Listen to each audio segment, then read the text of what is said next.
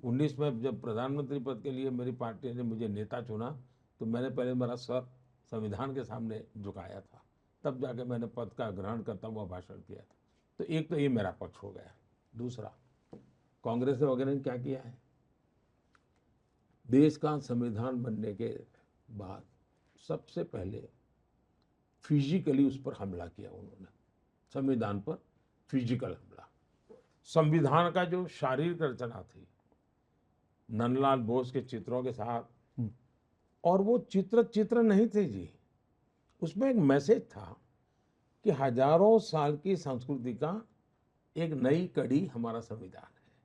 और इसलिए उन्होंने हजारों साली सांस्कृतिक घटनाओं को जोड़ते हुए पेंटिंग बनाए थे। बहुत सोच विचार करके संविधान की बॉडी बनाई गई थी।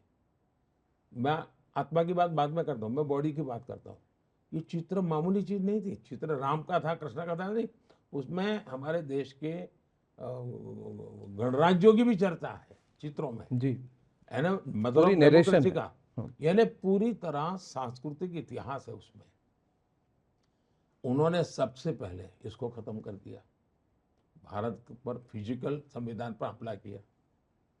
दूसरा, उन्होंने जो आत्मा पर हमला किया, पहला बॉडी पे किया, फिर आत्मा पे किया। कैसे किया?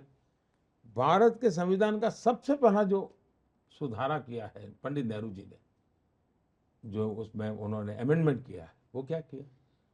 फ्रीडम ऑफ स्पीच पर रिस्ट्रिक्शन का मतलब उसकी आत्मा पर पहली चोट जो अपने आप को दुनिया में डेमोक्रेसी की बातें करते लोग हैं, उन्होंने की। तो पहले शरीर से संविधान को खत्म किया, फिर संविधान की आत्मा को कर, अब वो संविधान की भावना पर हमला कर रहे हैं। संविधान की भावना है हमारे देश के फेडरल स्ट्रक्चर की। 100 से ज्यादा बार 356 का उपयोग करके बिना कारण सरकारें तोड़ दी गई। उस संविधान की भावना पर कुठाराघात था। फिर इमरजेंसी लाए, उन्होंने संविधान को पूरी तरह यानी एक वेस्ट पेपर बॉक्स में डाल दिया, ये हाल कर दिया।